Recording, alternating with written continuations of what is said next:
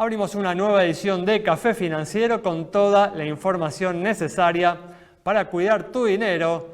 Hoy vamos a hablar con Yamila Escala del incremento en los casos de COVID que está recibiendo el sistema de riesgos del trabajo. También vamos a conversar con Ricardo Paulina sobre los cambios al impuesto a las ganancias para los trabajadores y las empresas. Vamos a contar con la presencia de José Ignacio Vano para repasar lo sucedido en los mercados de capitales y en el último bloque vamos a conversar con el economista Juan José Liach para analizar las principales noticias económicas de estos últimos días. Arrancamos rápidamente con los temas que tenemos para hoy y ayer el ministro de Economía, Martín Guzmán, anunció que se llegó a un entendimiento con el Club de París para evitar el default de la deuda con este grupo de países mediante un pago parcial. No deja de ser, José Ignacio, una buena noticia que se evite el default, pero se sigue pateando los problemas de la economía para más adelante, también no definiendo un horizonte que es esencial para poner en marcha la inversión y el crecimiento. Sí, Ale, ¿qué tal? ¿Cómo estás? Efectivamente es así, son buenas noticias, entiendo que principalmente de corto plazo también trae un poco de presión para seguir la negociación, ¿no? Concretamente lo que pasó fue, a lo largo de este año había que pagarle al Club de París 2.400 millones de dólares y se trajo como producto de esta negociación tener que pagar solamente 430 millones de dólares, con lo cual básicamente nos estamos ahorrando 2.000 millones de dólares de pagar este año. Simplemente un préstamo, un bridge se llama, que básicamente dice: Argentina hubiese caído en default a fin de julio si no pagaba los 2.400 millones de dólares, y el acuerdo dice, bueno, tienen hasta el año que viene, hasta marzo del año que viene, para negociar. Mientras tanto, esto en realidad también lo que le permite al gobierno, al Estado argentino en realidad, es ganar tiempo para negociar mejor con el Fondo Monetario Internacional. Y creo que esa es la principal ventaja, porque en realidad hablé recién de un ahorro de 2.000 millones de dólares para pagar este año, pero en realidad hay dos pagos de 1.800 millones de dólares cada uno al FMI. Uno en septiembre, que estaba medio descontado que se iba a tener que hacer, pero el segundo en diciembre, que si se llegaba a un acuerdo antes, probablemente ese no hubiese sido necesario. Con lo cual, en realidad no hay tanto ahorro, estamos hablando de 200 millones de dólares nada más, pero sobre todo creo que lo más importante es esta posibilidad de comprar más tiempo para poder negociar mejor con el Fondo Monetario, y entiendo, por temas políticos, también el Estado, el gobierno en este caso, no el Estado, estará más cómodo negociando con el Fondo después de las elecciones que vienen ahora a mitad de término, y eso es lo que consiguen hacer con este acuerdo parcial. Bueno, eso diríamos que es algo positivo para el gobierno, para los políticos, pero como decía antes, sigue, ¿no? Mantiene la incertidumbre que existe hoy entre los agentes económicos respecto al rumbo, ¿no?, que va a tener la economía argentina en los próximos años, y demora decisiones de inversión esenciales para poner en marcha el crecimiento. Sí, efectivamente, es comprar tiempo, y un poco el mercado lo marcó hoy. Cuando vemos qué pasa con el riesgo país, cuando vemos qué pasa con los activos financieros, en realidad las principales acciones argentinas subieron un poquito al principio, pero no mucho después. Terminó prácticamente neutro el índice Merval, un índice Merval que venía subiendo bastante bien en las últimas semanas, con lo cual en realidad es como mantener alguna tendencia alcista que venía teniendo, y un riesgo país que le cuesta caer de los 1.500 puntos, ¿no? Habíamos llegado a superar los 1.600 puntos también hará un mes, y a partir de ahí se empezó a recortar un poquito, pero cuando llegó a tocar los 1.500 puntos otra vez empezó a subir. Así que el mercado no reaccionó de manera eufórica, claramente está diciendo esto no nos encanta, pero vaso medio lleno en este caso, tampoco cayó, ¿no? O sea, es simplemente una interpretación de estamos comprando tiempo, veremos qué pasa, porque esta negociación con el fondo es necesario que salga. Muy bien, perfecto. Continuaremos hablando sobre este y otros temas a lo largo del programa, pero ahora vamos a brindar información sobre los cambios en el impuesto a las ganancias para los trabajadores, una medida que se reglamentó la semana pasada y que va a implicar una mejora de los ingresos de los trabajadores en los próximos meses de cara a las elecciones, ¿no, Ricardo? ¿Qué tal? Muy buenas tardes. Muchas gracias tardes. por permitirme estar con ustedes nuevamente. Por favor, un gusto. Sí, exactamente. Lo que se ha hecho es reglamentar la última reforma que se hizo en el impuesto a las ganancias, que da una ayuda a los trabajadores, porque esta reforma estaría afectando a un 14% de la masa de trabajadores en relación de dependencia, y lo que se está dando es un alivio porque lo que permite ahora es computar un mínimo no imponible mayor, de manera tal que hasta determinados montos de sueldo no tengan que pagar el impuesto a las ganancias. Exacto. Básicamente, los trabajadores que tengan un sueldo bruto de hasta 150.000 pesos, es decir, más o menos un monto neto de 124.300, lo que les permite es computar una deducción donde hasta ese monto de salario no tengan que pagar ningún tipo de impuesto a las ganancias. Lo que pasa es que este impuesto es anual, con lo cual las retenciones que les fueron practicando en los meses de enero, febrero, marzo, abril, mayo, les van a ser devueltas. Claro, se va a devolver en 6 cuotas, ¿no? Exactamente, se va a devolver en 6 cuotas. Es un monto significativo en cuanto a la recaudación que está resignando el Estado, por eso se está devolviendo en cuotas, lo está devolviendo el empleador, ¿no es cierto? Y después lo descontará de los pagos que tenga que realizar al fisco. Como decíamos, ¿no? Un ingreso al bolsillo que se dará a tiempo para las elecciones legislativas. Digamos, se puede ver desde esa manera, digamos, para el trabajador que tiene esta posibilidad, es un monto que va a tener en el bolsillo más grande y que obviamente lo va a destinar seguramente al consumo. Muy bien, vamos a después continuar en el próximo bloque hablando de los cambios que también hubo en el impuesto a las ganancias para las empresas, pero vamos a repasar lo que viene sucediendo en el sistema de riesgos del trabajo, donde se ha incrementado fuertemente las denuncias por casos de contagios de COVID. Yami. Sí, por ende la cantidad de trámites. El número más actualizado al día de la fecha de los casos de COVID cubiertos por el sistema de riesgo del trabajo ascienden a más de 396.000, ¿sí? Y 2.261 fallecimientos. Entonces, en concreto, se toma una medida interna que tiene que ver con pasar de manera excepcional y por 4 meses en principio de una cuestión de la Comisión Médica centralizada a las comisiones médicas jurisdiccionales para, impactando de esta forma en una mayor accesibilidad y rapidez a la hora de dar respuesta. Entonces, ese es el cambio interno pasajero y cómo debería impactar en el día a día del sistema de riesgos del trabajo.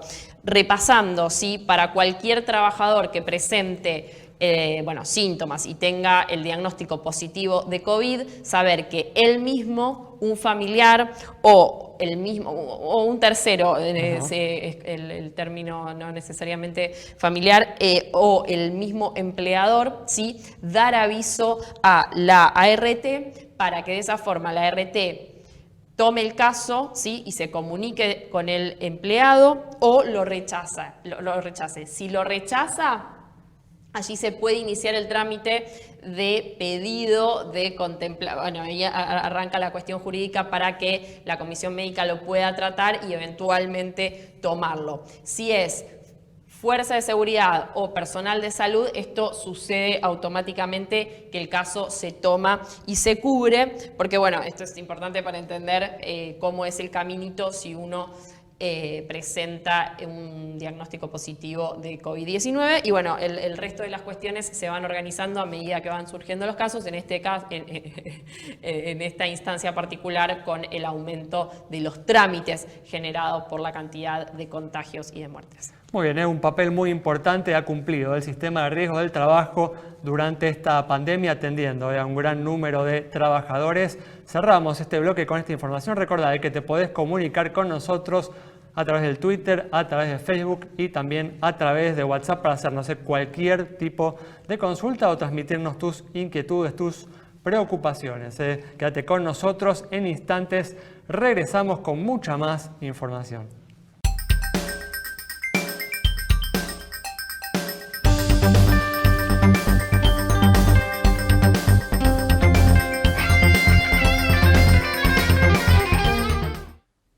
Abrimos este nuevo bloque ahora con información sobre los cambios en el impuesto a las ganancias para las empresas. La ley que estableció estos cambios fue promulgada la semana pasada. ¿Cómo quedaron, Ricardo, las escalas? Bueno, se ha pasado de una escala proporcional, una escala fija que había para el impuesto a las ganancias de las empresas, a una escala progresiva. Se establece un primer tramo que alegan que en este tramo quedan comprendidas la mayoría de las pymes, que llega hasta una utilidad de 5 millones, que pasa a tributar una escala del 25%. El segundo tramo va de 5 millones hasta 50 millones, que va a pasar a pagar una tasa del 30%, y para las empresas que tienen una utilidad mayor a los 50 millones, va a pasar a pagar una tasa del 35%.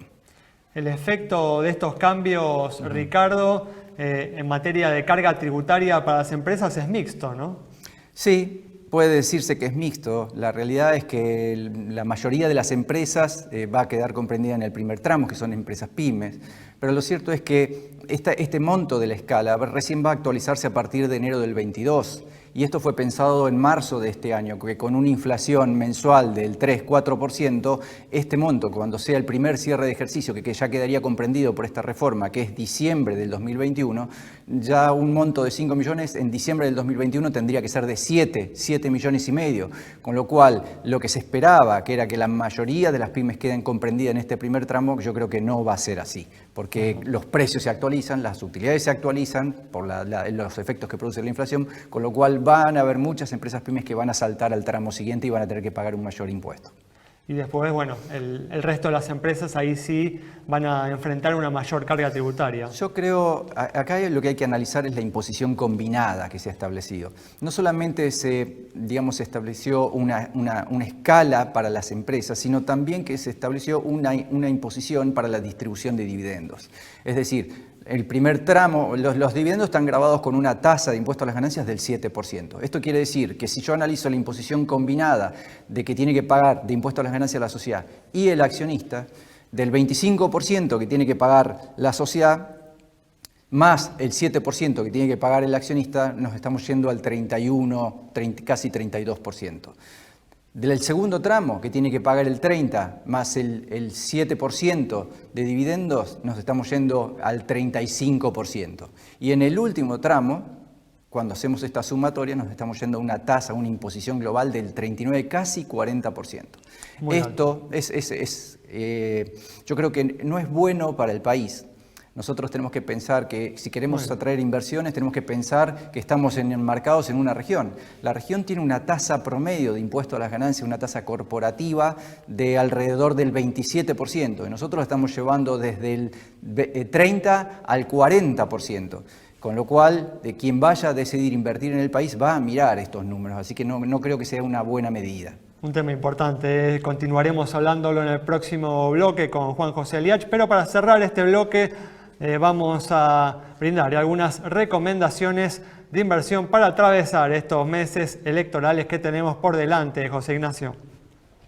Hola, ¿qué sé, Ale? Sí, efectivamente, a ver, algunos temas que estábamos viendo. Es complicada la situación en Argentina. En general, lo que vemos en las últimas semanas es bastante auspicioso, pero en general también, sobre todo cerca de un momento de elecciones, hay algunas alternativas afuera, directamente en Estados Unidos, que parecen atractivas. Hay 4 sectores que a mí me gustan mucho, los sigo mucho, que son sectores que vos sabés que mediano, largo plazo, digamos, son los sectores que van a cambiar el mundo. Esos son semiconductores, o sea, los chips, básicamente son lo que usamos para todos los dispositivos electrónicos, autos, para cualquier cosa. El sector de inteligencia artificial, el sector de biotecnología y el sector de energías limpias. Esos 4 sectores a mí me parecen sumamente interesantes. Y uno puede invertir, disculpa, de todos ellos, uno puede invertir en estos sectores a través de CDRs, por ejemplo. No a través de CDR, sino directamente a través de ETFs. Los ETFs son como fondos que cotizan en la bolsa en Estados Unidos. Por las dudas, digo, invertir en la bolsa en Estados Unidos no tiene demasiados requisitos, ¿no? Pues no es muy distinto a invertir en la bolsa acá en Argentina, por eso lo traigo como un tema más cotidiano, ¿no? Y en esos casos vos tenés 4 ETFs. Un ETF que se llama SOX, que es justamente el de semiconductores. Otro ETF que se llama IRBO, ese es muy interesante. IRBO sirve 2 cosas, 50 y 50. Una parte inteligencia artificial, otra parte robótica. Lo que tienen justamente son un conjunto de acciones que están dentro de ese sector. Muy bien, después el de biotecnología tiene empresas de, el ticker es IB larga, que tiene básicamente empresas del sector de biotecnología del S&P, y de energías limpias hay muchos. Uno muy amplio, que el ticker es ICLN, Muy bien. que es de energías limpias justamente, y después hay algunos como el TAN, de energía solamente solar, y el FAN, solamente de energía eólica. Muy bien, muchas gracias José Ignacio con estas recomendaciones. Cerramos este bloque, quédate con nosotros, al regreso vamos a estar dialogando con el economista Juan José Liach.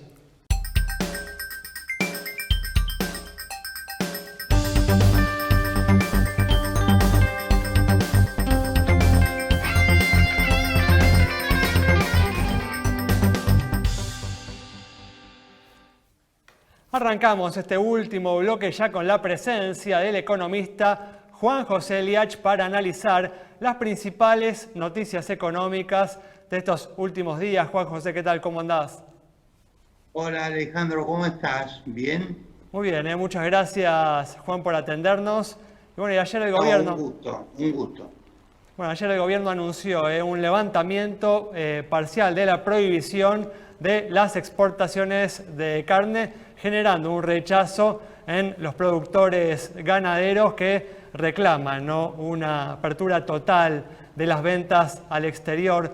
¿Cuál es tu opinión, Juan, sobre este nuevo capítulo de este enfrentamiento ya casi eterno entre el peronismo y el campo argentino? Mi opinión es que falta la avenida del centro, ¿viste?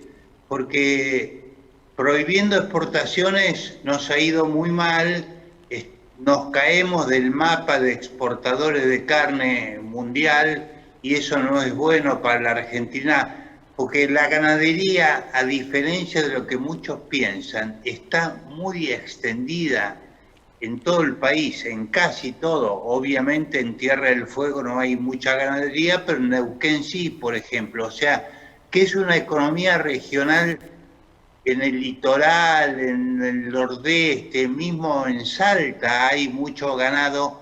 O sea, que es un error limitar la carne. Ahora, desde el lado de los productores, para mí, ¿qué falta? Falta una propuesta de cómo compensar los picos y también los bases de precios internacionales, porque evidentemente que hay una costumbre muy sólida de comer carne. Somos un país muy carnívoro, si bien la carne vacuna ha sido bastante reemplazada por el pollo, la carne aviar en general, y por el pescado en menor medida. Esta medida tiene un matiz, esta última, de los cortes, cuartos delanteros, cuartos traseros, porque mayormente lo que Argentina exporta son cuartos traseros, los más caros, digamos así, el lomo, el cuadril, etcétera. Y en cambio comemos acá la falda, el asado, obviamente, y eso es un buen paso, Uruguay lo manejó muy exitosamente de ese modo. Uruguay básicamente exporta los cuartos traseros y consume internamente los cuartos delanteros. Y eso es lo que tendría que llegar a la Argentina.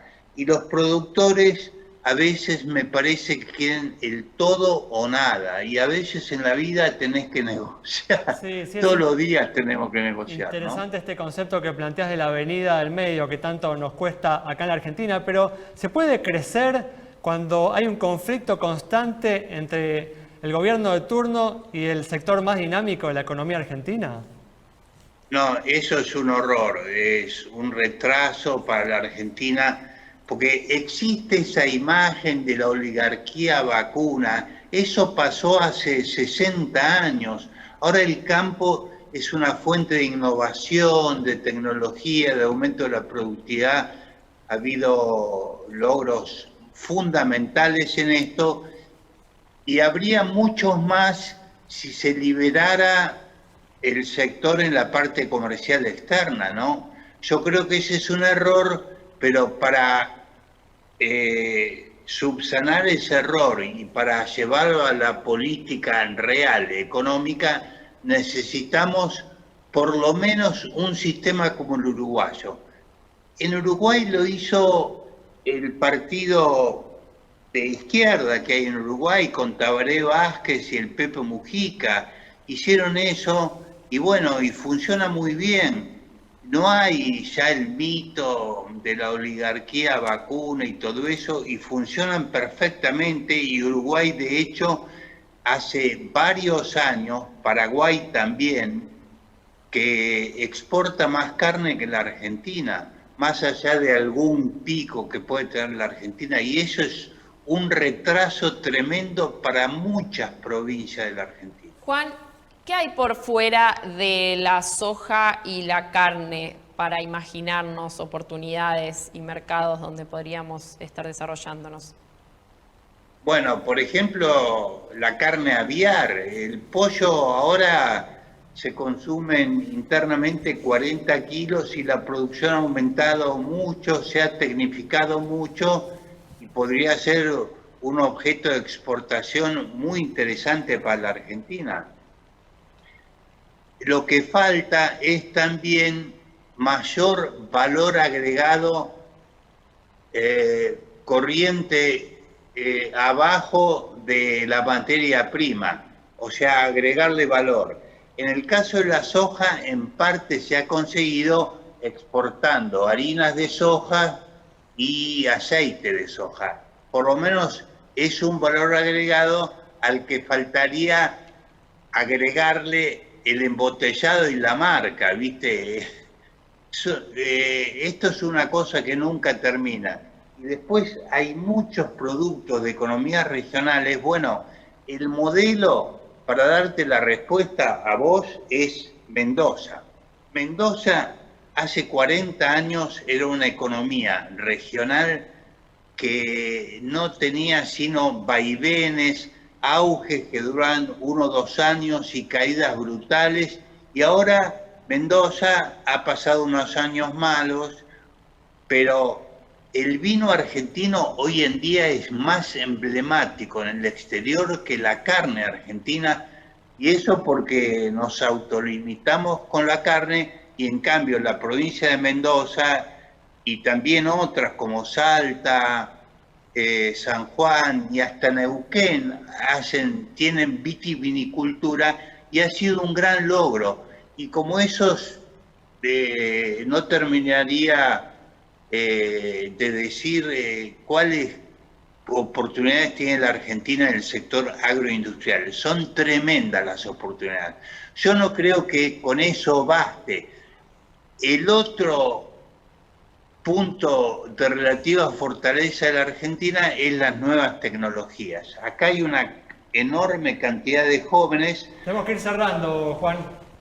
No, que hay una cantidad de jóvenes que la innovación, la tecnología, la inteligencia les da muchas posibilidades. Argentina, no digo que sean las únicas, pero con agroindustria y nuevas tecnologías podemos reactivar y crecer sostenidamente por décadas. Muchas gracias, Juan. Muy claro, como siempre, un gusto. A ustedes, un placer estar acá en el programa.